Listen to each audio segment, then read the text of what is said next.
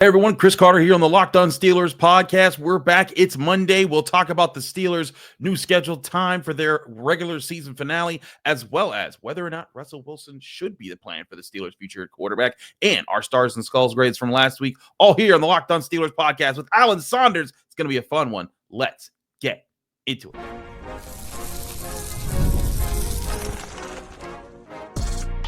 You are Locked On Steelers, your daily Pittsburgh Steelers podcast, part of the Locked On Podcast Network, your team every day.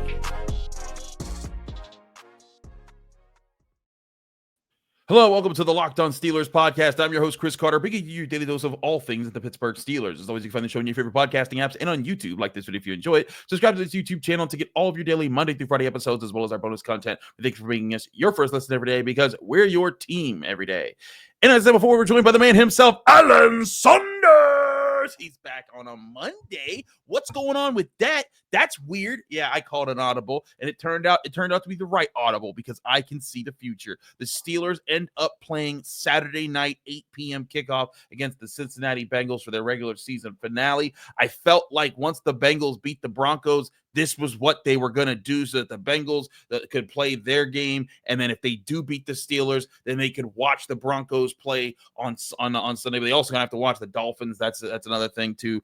They can watch other teams on Sunday to see if they get into the playoffs after this. I'm totally annoyed by it. I know not everyone is, but as a person who covers multiple teams in this town and always has to work and find things, I enjoy my 1 p.m. Sunday games when I get them. So, Alan, I'm a little mad right now about the NFL schedule in that game. Well, it's good that you have me here on the podcast on Monday, because after the Steelers played Wednesday, it was going to be a long time to do the grades until Tuesday. So we're like, we're going to move it up. But now that they're playing on Saturday, Monday really is Tuesday. Yeah. And I have not known what day of the week it is for a solid month. It seems like and now it's going to be worse. For at least another week. I'm still not going to have any idea what day of the week it is, because the things that I depend on in my life happening on particular days of the week feel like they have not happened on those particular days of the week since about Thanksgiving. They haven't. I mean, you think back to it, what the Steelers-Eagles game, that was a Sunday. That was fine, but Steelers-Ravens was Saturday, and then Chiefs-Steelers was a Wednesday, throwing everything off. Then okay, you get this weekend, and then all of a sudden, nope, Saturday again. And I bet you they're going to be Saturday in the playoffs, no matter what matchup they get. They're just gonna end up being there. So little perturbed here. But all in all, I know that there's some Steelers fans that are complaining like, oh, this is unfair after the 11 3 games and 11-day stretch. But I also ask you to look at that in another light. It's like, okay, sure, it's not a 10-day break anymore. It's a 9-day break. But look at it this way. Whenever they play in the playoffs, because they're guaranteed in the playoffs, they'll now have an extra day to prepare for that. So they can, if there's any injuries, it'll give them a little bit longer to recover. So I don't think that's that big a deal there. They're also getting the advantage of the Ravens now have to play their starters. If the games were flipped and the Steelers lose to the Bengals, the Ravens would get to rest their starters, and that very well could end up coming for a game against the Pittsburgh Steelers. The Steelers could play the Ravens the next week. So, that's a big deal. Think about the difference. The Steelers and Ravens both played the same schedule, three games in 11 days. Imagine the difference versus playing this game or not having, and now having this huge break where if the Ravens could rest their starters, they would be off for like a week and a half at that point going into the wild card game. I think that's a big break for the Steelers, that the Ravens won't be able to rest their starters if they end up playing the Ravens. And, the Steelers then know, look, if there's guys that are 50-50 about whether to play, the difference between the 5 seed and the 6 seed is pretty low stakes. You're talking about, I don't know, a guy like Joey Porter Jr. trying to come back from a knee injury. If he's pushing it and that's all you have to play for, leave him on the shelf. It gives you a little bit more information. It does. I think that there's some extra stuff there, but that's the news update there. What I wanted to lead off talking with you about, though, is Russell Wilson, and we're going to get to Russell Wilson's grade in a bit. It's not good, I'll tell you that much. But when looking at the Steelers and Russell Wilson, things started off really good for Russell Wilson. He came out, was being very efficient with the football, multiple touchdowns in 2 of his first 3 games. keeping the offense ahead of pace. And for a while, they were a top 10 offense when it came to scoring. But the past few games, especially the last 2 games, I didn't put the Eagles game as much on him, but the last 2 games, he has let his team down. He's had crucial turnovers. He's run himself into sacks. He's kind of lost I think he's lost the sort of poise that they've needed him to have to conduct the offense. And not to say that he's been the biggest problem with the offense, but maybe he has been, because they've now dropped outside of the top 10. They're back towards the middle part of the league. And I look at this and I think that, like, look, it's okay to have a bad game. But the thing is that Russell Wilson was brought to not be the problem. He was brought to be the guy that pulled them through the slogs, that helped them figure things out. And he's been very much part of the Steelers slog of their 3-game losing streak. And Alan, there's been reports and rumors and all this stuff out there that the Steelers are planning to sign him long-term. I don't know about you, but I feel like his play of late could be a hindrance to that process of just making that check that box off once the offseason gets here. Because I think the Steelers are looking at, they need to find they need to have a quarterback for the future who's going to be someone they can rely upon. And if he ends the season with 2 more bad games in a row, I think that's going to change a lot of things. What say you about where Russell Wilson is? Is it an overreaction to think that he's going to continue on this bad trend? Or does he really need to step up right now to show the Steelers, hey, I can still be your man for the next couple of years? Yeah, I think you kind of said it. Like, it's fine if he has a bad game here and there. Like, he wasn't great in the first Ravens game, but it was okay. Like, right. He was largely playing better than I expected him to. He was largely playing better than he had last year. And so, like, as long as that's the overall, as long as you get to the end of the season and it looks like that, I think that's fine. With the big exception that, like, it can't be 4 bad ones in a row at the end of the year. Like, that can't be the way it goes. Can't be. Now, this Cincinnati Bengals defense stinks. Mm-hmm. And so, like, I'm not even sure it's in the realm of possibility that Russell Wilson's going to look outright bad this week, just because of how bad the Bengals defense is.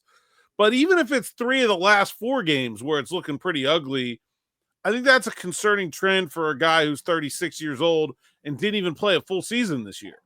Like, it looks like, kind of like ran out of gas, right? And now I don't know if that's true or not. Obviously, the level of competition has gone up the last 3 weeks. Certainly. There's no question about that. But I think it looks like that, and that's probably not what you want to be saying about your quarterback going into next year. So I do think that Russ has to show something, maybe this week, but probably more importantly in the playoffs. I really think that a lot of the judgment of him and honestly the rest of this team will happen whether they can win that playoff game. If they can do that, then he's back and good feelings all around. And if they can't, I don't know. I mean, if they go out there and lose in a shootout, I probably won't be hanging out on Russell Wilson, but I do think there's a part of that is incumbent on him to have a better performance than he has these last 2 weeks. Yeah, and especially because it's also the timing of when you make plays. Like, that's something that I think that people don't value enough when evaluating quarterbacks is when do you make your plays? Because there were so many times, like Ben Roethlisberger, he would light it up in the Steelers would be 2 scores behind, and he would get all these points in a game where they never really caught up because every time they made it close, he couldn't put points on the board. And those weren't his best games, in my opinion. Even in those games where he had like 4 or 5 touchdowns, if he only did it in garbage time, that didn't matter. But the best games of Ben Roethlisberger would be sometimes he could even throw 1 or 2 touchdowns compared to 4 or 5. But if he made timely throws and got timely drives out of his offense, that to me is more important when you're keeping your team in the game in the waiting moments. And for the longest time, not the longest time, well, most of this season, Russell Wilson's been that for the Steelers. You go back to the Commanders game, you'll go back to that first Bengals game, and even in the Ravens game where they didn't finish with touchdowns, he made some clutch throws to keep them alive in the game when they needed him. And he's done that for most of the season. But in the last 3 weeks, Jets game started slow, finished on fire. Exactly. And he came through when his team needed him. But these last 3 weeks, the Eagles game, again, he only had the ball twice in the second half. One of those was a running back fumble. Not that I put that less on him. But the pick 6 and the red zone fumble against the Ravens, the interception in the end zone against the Chiefs. And we can get into the George Pickens factor of that. But he still throw it. And then there's just not being able to keep the Steelers offense in it when the defense needed backup, especially when the defense was able to halt Patrick Mahomes for at least 4 straight drives in the middle part of the game. That was the Steelers offense's chance to strike, and he didn't get it. That it's those types of things that Russell Wilson has to step up and be accounted for. And that's where he was being really good at. If he doesn't get back to that, and here's the thing, again, that doesn't mean he has to have 300 yards. It doesn't mean he has to have 3 touchdowns a game, but he has to be timely. He has to keep this offense on point, and that's a big determining factor for me. If I'm Omar Khan and I'm the Steelers and I'm trying to decide, is this guy the future of the franchise for at least the next 2 years or so, whatever you need to sign him for in the offseason? Yeah, and I think the turnovers, like, really, I mean, the whole reason that Justin Fields, that no one's going to give him a starting job is the turnovers, right? That's the whole reason the Steelers' offense was like half an offense when Justin Fields was the starting quarterback, is because they were afraid of the turnovers. Russ is only playing because they trust him to not turn the ball over. Can't have him. Can't have him. Had another fumble in the game against the Chiefs that he luckily he was able to recover, but you put the ball in jeopardy, bad things happen. I also just thought, like, that play, the both of those plays where the forced, actually all 3 of them, the forced throw on the pick 6, the throw to Freiermuth, like, those were plays where the Steelers didn't need them. Like, they could have lived another day. Like, it's one thing if it's like 4th and 10, game on the line, we got to make a completion here. It doesn't matter. Like, hey, force the ball wherever. Like, those are plays where he needs to be smarter than that. You got a 13-year vet. Like, I mean, one of them he just made a bad throw, but, like, trying to run that into the end zone. Like, just get down, man. Like, you got 1st and goal at the 5 with a 240-pound running back. Like, like that.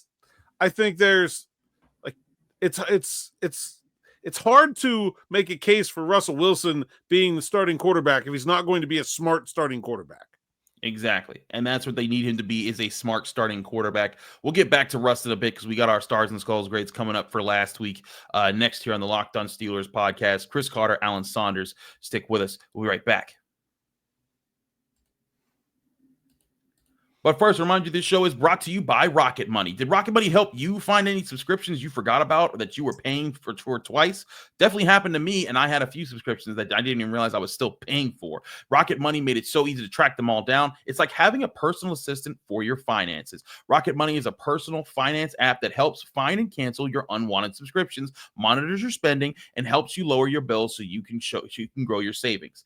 It brings everything together in one place, whether it's subscriptions, spending habits, or even the goals you want to hit this year. Rocket Money has over 5 million users and has saved a total of $500 million in canceled subscriptions, saving members up to $740 a year when using all of the app's premium features. For me, one of the best features is the subscription tracker. I've used it to cancel services I wasn't even using anymore, and now I'm saving a ton.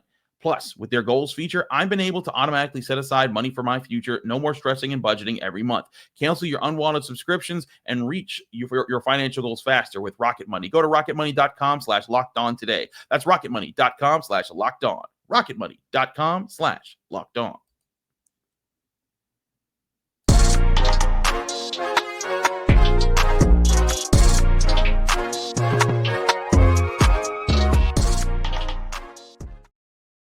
Back here on the Locked On Steelers podcast, I'm your host, Chris Carter, here with Alan Saunders of SteelersNow.com. Alan, let's get to the Stars and Skulls grades of last week now. Wednesday, it just felt weird. Wednesday game, that I do a Thursday post-game show, another Friday show. I did it with our man, Nick Farabaugh. So we did some things there. But we got to talk about the grades from that game. Now that we've had some time to process, look at some film, go over some things. As always, our rubric here: 1 to 3 stars for good to great play, 1 to 3 skulls for bad to terrible play in the game.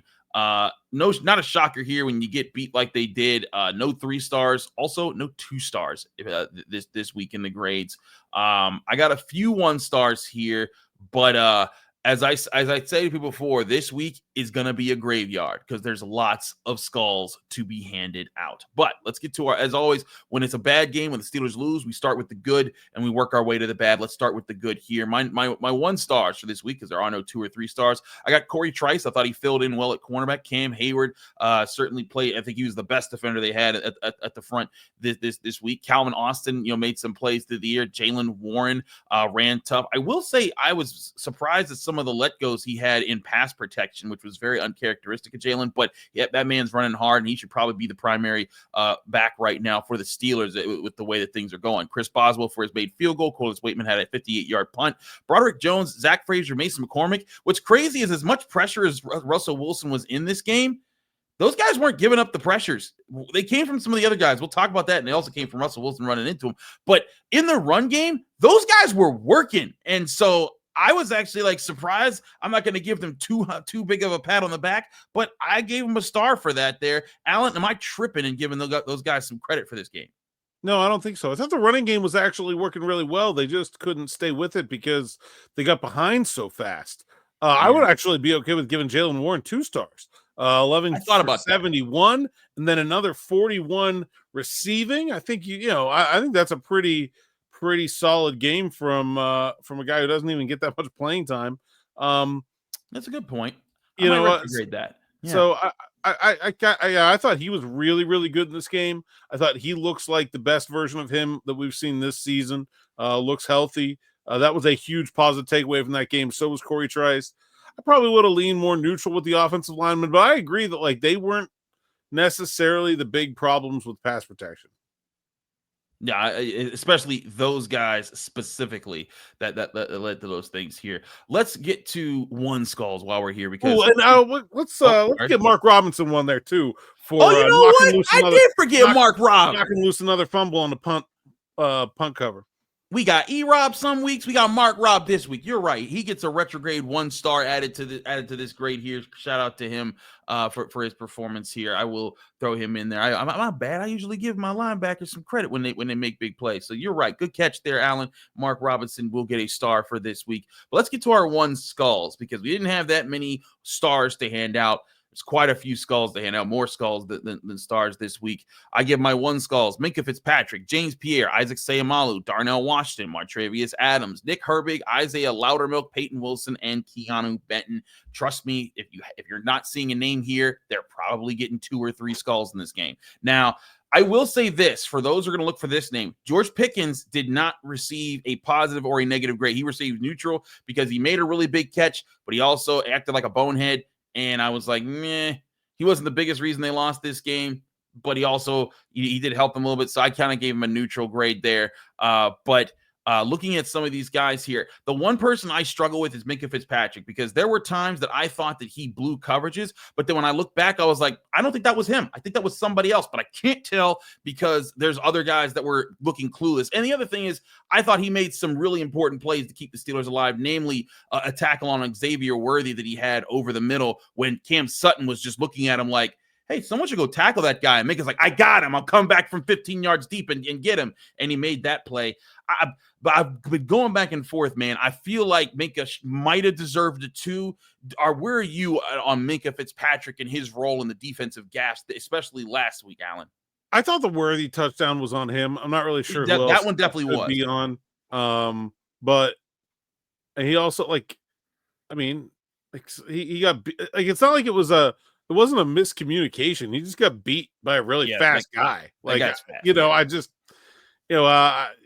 It is what it is. So I don't know. Yeah, I thought he had a couple nice plays. Did he have another tackle for loss? I thought he did. I don't see it on the stat sheet, so maybe I remembered that, but maybe I remembered that wrong. But 7 tackles led the team.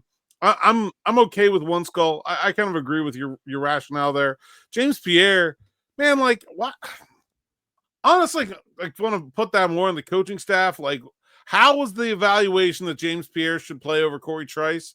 I understood it the first week, maybe because Corey had 2 months, and you're trying to ease him back into it. So I kind of give him a pass for that. But man, Corey Trice is a lot better cover guy than James Pierre, and I like James Pierre. I think he's a valuable player, but that was just a poor decision. Darnell Washington, I mean, I might even been okay with 2 here. Really struggled in blocking for a guy that kind of needs to hang his hat on rare that. for him. I know, like, and not even like the world's most dangerous defense or anything. A Chiefs team without Chris Jones, kind of middle of the. I mean, a good defense, but like not necessarily filled with guys that just like terrify you from they're so hard to block individually perspective. Man, they really struggled. I thought so too. That's why I put a lot of the guys up front too. Adams, Herbig, Loudermilk, Wilson, Benton. Just not as I thought what good in their contain game in this one. I thought it was a big part of the plan that knowing that they were gonna that Patrick Mahomes could do this. They needed to stop him from being able to use his legs to extend plays. That's a big part of what he did, especially early in the game. You look back at some of those drives, the key plays that kept those drives alive were because they didn't keep him in the pocket when his initial reads weren't there. And that's when the Steelers defense has been at its best, is when they've been able to take away those initial reads, don't allow the escape lanes, and they collapse in on you, and then you end up either making a mistake or they sack you, and that's a good play on their end. They didn't do enough in this game, but trust me, they're not alone there, because there were quite a few guys who didn't do enough in this game. When we come back, I'm going to go over my 2 and 3 skull grades this week, because there's quite a few of those as well. We'll do that next here on the Locked On Steelers podcast. Chris Carter, Alan Saunders, stick with us. We'll be right back.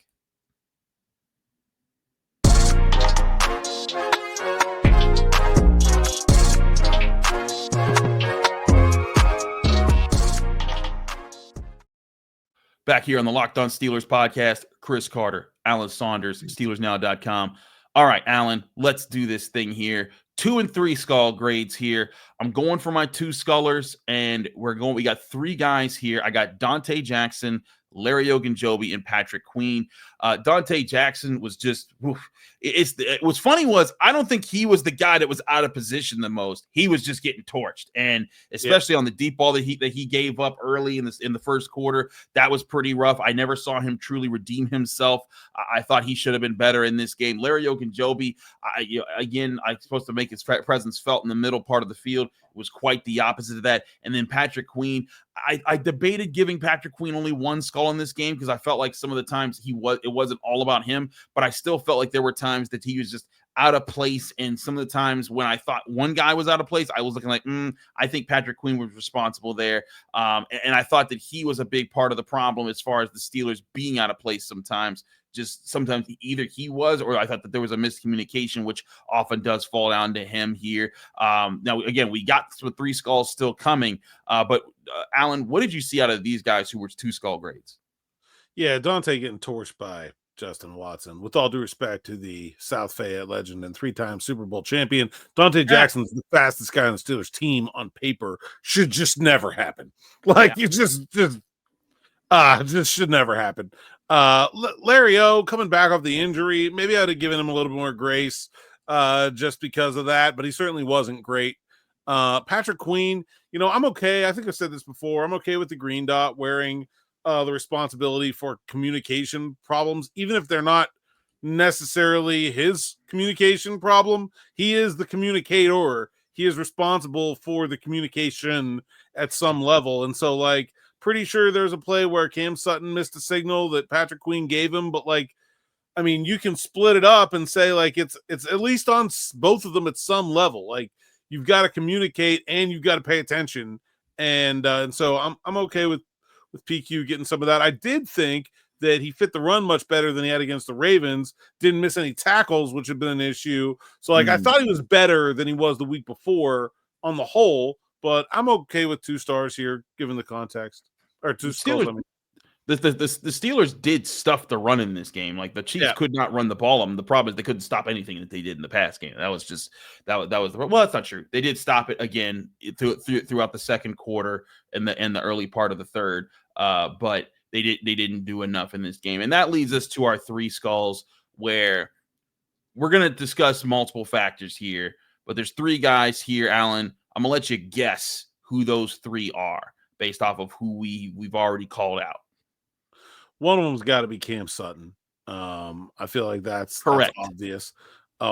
We ain't mentioned Dan Moore yet, right? Correct. Okay. Now, I don't know who the other one's going to be. That's That one's tougher. I'm Russell Wilson. Gonna have to be Russell Wilson. There you 3 go. for 3. Alan Saunders knows his skulls, man. If someone did a tally of this, I think Alan Saunders would be shooting like 99% from the free throw line right now. And you would give them to me before the show. Like I gotta guess. Yeah, he does have to guess. I try to make that part of the fun of the show. But yes, my 3 skull grades for this week. No bus tickets, but 3 skull grades for this week.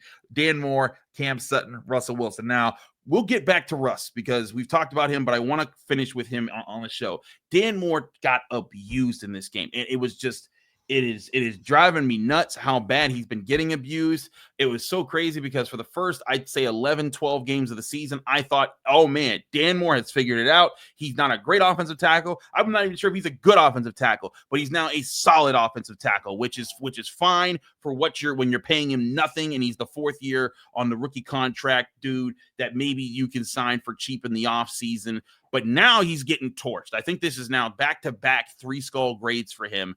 That is a problem, and that's something that's not good there. And I thought that he alone was a big part of the problem for the offensive line. We'll get back to Russell Wilson, but Alan, there's been a lot of hoopla in the Steelers locker room about hero ball and guys being freaking wide open, and he didn't say freaking, but.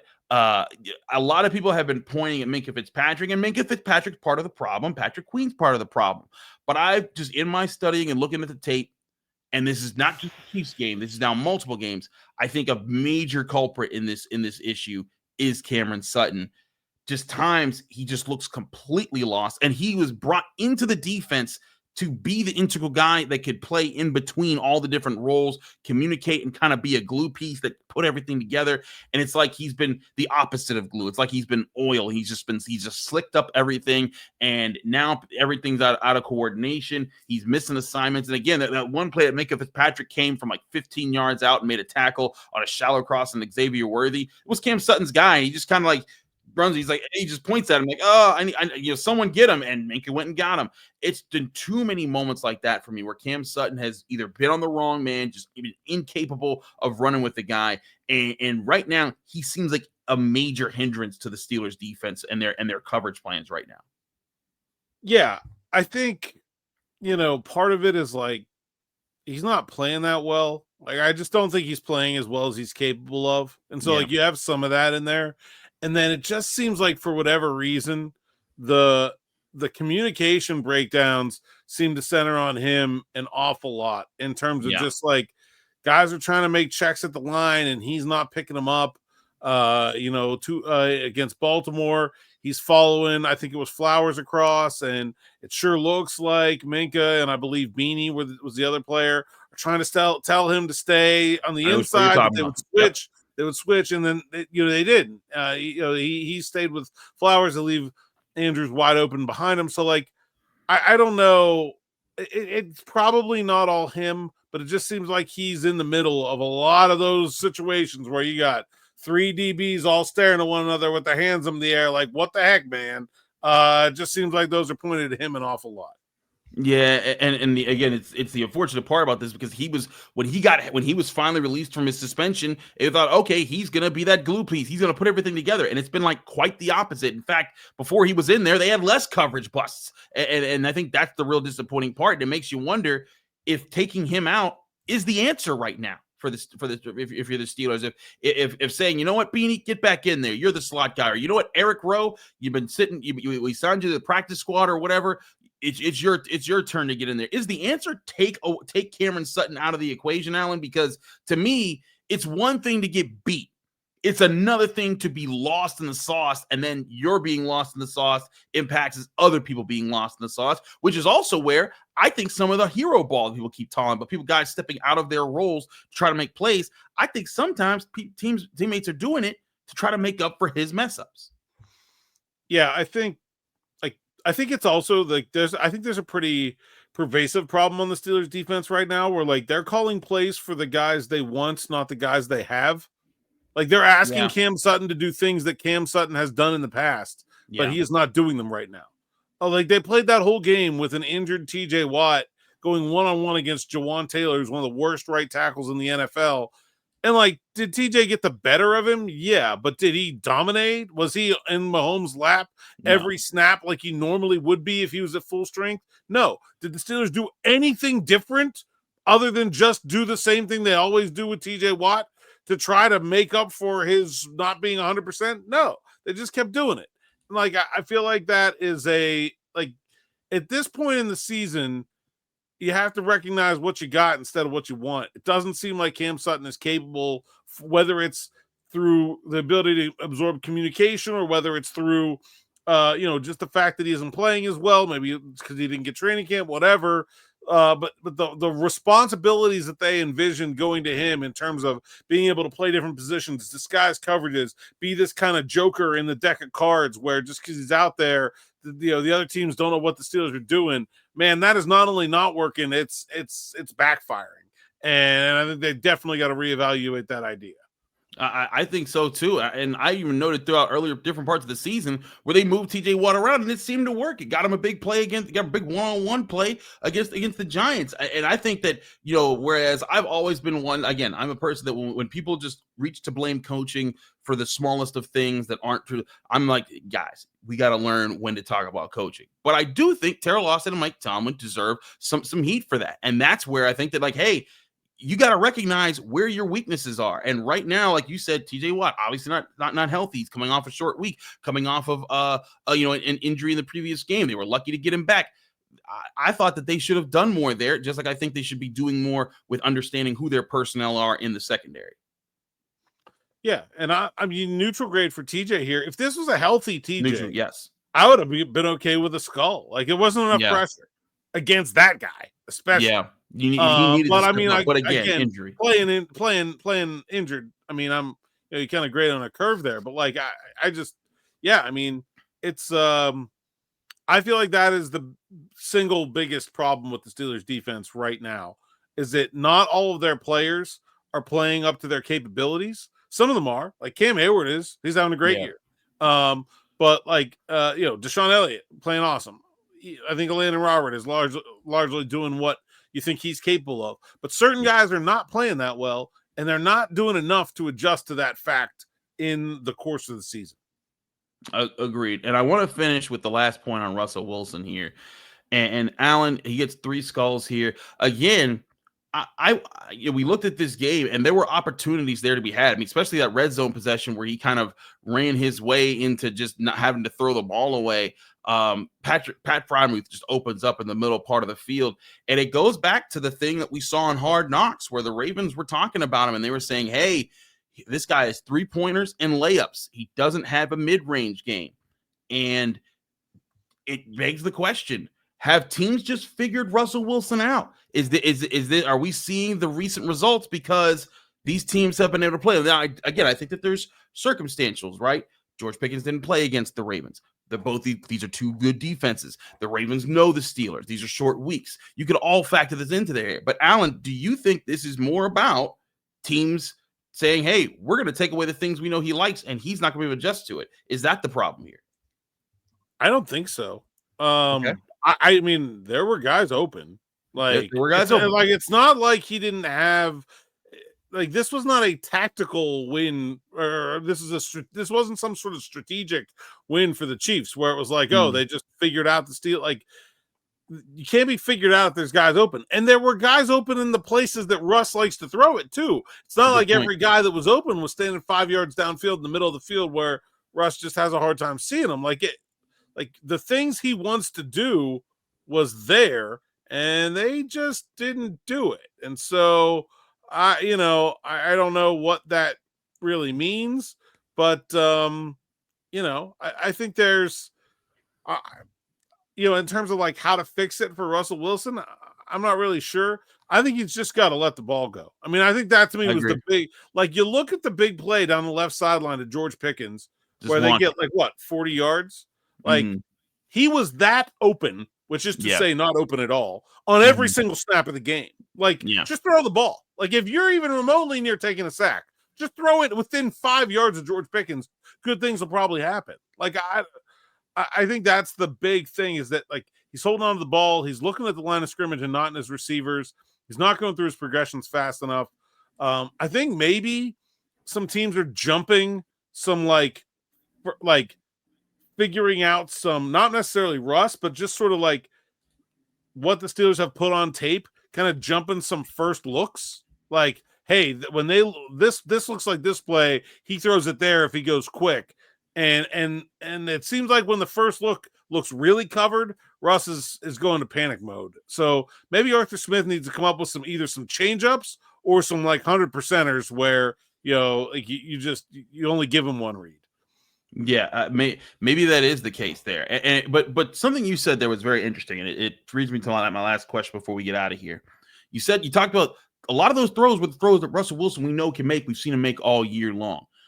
We were talking about the same thing with the defense. We've seen the defense communicate. We've seen the defense cover guys, limit opportunities, pressure in the right spots. They just haven't. And so it begs the question, if these are things that these are doable, things we've seen within their skill sets, things that they've done all year, they just haven't for the better part of 3 weeks. Is this something the Steelers can rebound from that because we're seeing we've seen them do it before? Or does this mean that they're burnt out, that they can't do it no more, and that that this is packed up, they're about to lose to the Bengals, they're going to lose to whoever they play in the first round of the playoffs? I mean, not only is it something they can rebound from, I think it's something we should expect them to be able to rebound from. I mean, look at the Steelers season. Look at who they've played and who they've beaten and who they've lost to. Like, they lost to both the Eagles and the Chiefs, which are the only 12-win teams they played, right? So maybe did the Commanders get to 12 tonight? I don't know. 13. Okay, the best teams they played. Okay, then they played a whole bunch of other borderline playoff teams. They beat the Falcons, the Broncos, the Chargers. They lost to the Colts. They split with the Ravens. They beat the Commanders. Like, generally, they were above average in their own weight class. And then they mostly, they went like 5-1 against the bad teams they played. So, or 5-2, I guess. Yeah, they lost the Browns. Okay. So, I mean, we should expect them to continue to be an upper middle class team where they're like, but again, you're getting to the playoffs. So there are only so many more of those games left. Like there's only going to be one more game again, or 2 more games maybe against a team that you feel like the Steelers on paper match up with favorably to. I think they have a nice matchup with Cincinnati. If it's Houston in the first round, I don't know. Bobby Slowick kind of carved up their defense last year, but like I think in general, like that's a pretty favorable matchup, and they seem to generally play pretty well against the Ravens. So like I don't think we should be in panic mode over this 3-game losing streak, which basically everyone predicted to happen the day the schedule came out. Like I just, it is what it is. I agree with you on this, is that I don't think it should be panic. And I do think that they can get back to it. We've seen them do it. In fact, I tweeted out, it's funny. Last year, the Steelers were on a 3-game losing streak, and then they were playing, guess who? The Cincinnati Bengals on a winning streak coming to Pittsburgh. Granted, that was a Jake Browning at quarterback, not Joe Burrow. But yeah, well, the Steelers had Mason Rudolph, so exactly. And the Steelers had their own things to overcome then, and they looked like a completely different team for the next 3 weeks than they were the 3 games before that. I do think that's doable. So Steelers fans, if you're out there thinking, "Woe is the Steelers, they'll never get it right," I'm not saying that they're going to win this week just yet. I want to see the injury reports. I want to see how they practice. I want to get a look on that, because I do think that plays a big factor. And this is now a Bengals team that's going to be motivated. They're going to come in with the note their playoffs are on the line. They lose, they're out. And so you're going to get every good bit of shot of them. But I think that could be good for the Steelers, because you know what? They need a wake-up call. They need to beat a good team, a talented team. I'm not even sure the Bengals are good, but their offense is good. Their quarterback's good. Those receivers are good. Heck, they're great. And, so is Joe Burrow. And if you beat that team, you find your mojo, you can set yourself up for, okay, we figured some things out. Let's get ready, get on the road, play the Texans, and handle business. You can get your first playoff win since 2017. Then you can handle your business. And if you use those 2 get-right games, then you can be ready to take on a Chiefs team in Arrowhead. And I know some people are thinking, "Oh, Chris, that's stupid. They just got blown out by the Chiefs. They got destroyed. They would never stand a chance."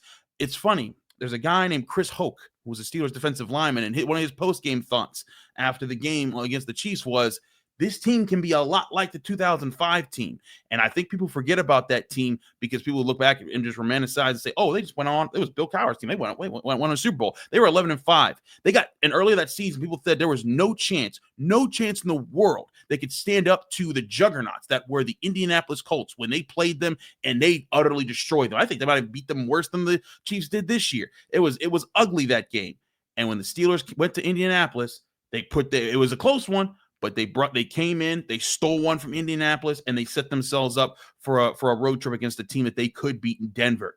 That could be the situation this time around if the Steelers are able to handle their business, get right, play one really great game, and get there. But before you get to any of that, you got to come correct and beat the Bengals this week. You got to do, again, what you know you can do. Go back and look at that Broncos game. The Broncos were bowling them over in the run game. They were just knocking their guys back. Bo Nix was throwing into triple coverage. It didn't matter. They were just pulling it down in the end zone. You can beat this Bengals team. You have beaten this Bengals team in their house. You got to get back to playing your kind of football. You got to get back to playing good football because they haven't played good football. And that's what this Steelers team has done for most of the season. If they get back to it, I think they got chances. I like it. I think I think the negativity of the last three losses is dramatically overblown. This is a really good team. This is the best team the Steelers have had going into the playoffs in a long time. I hear you there. We will see what happens as this week rolls on. He's Alan Saunders. I'm Chris Carter. Alan, thanks so much for joining us. As always, let people that can find you, follow you, and get more of your work. At @Saunders_PGH on social media platforms. PGH Steelers Down, sites account, SteelersNow.com is where you can find my written work and my podcast. Steelers Afternoon Drive with Zachary Smith can be found on the Steelers Now YouTube page or anywhere you find podcasts. Absolutely. I'm Chris Carter. Follow me on Twitter, Instagram, TikTok, Blue Sky, all of the social medias at Carter Critique. Same handle everywhere. You can also read my work at the Pittsburgh Post-Gazette, post-gazette.com. You can find me here on the Locked On Steelers podcast every Monday through Friday on your favorite podcasting apps and on YouTube. Like this video if you enjoy it. Subscribe to this channel to get all of those Monday through Friday episodes. I don't believe we've gotten the official announcement that Mike Tomlin is speaking on Monday, but I feel like he should because it's a Saturday game. But I guess we'll learn that soon. If he does, we will talk. I'll be there. We'll talk. We'll have our thoughts on what he says on our Tuesday show. If he doesn't, we'll have more breakdowns as far as what we're looking for from the Steelers on our Tuesday show, and then we will include Mike Tomlin's words from Tuesday on our Wednesday show. But we're playing it safe this week. We'll be back here. Thanks, Alan, for joining us. Thank you all for joining us. We'll see you here Tuesday, right here on the Locked On Steelers podcast.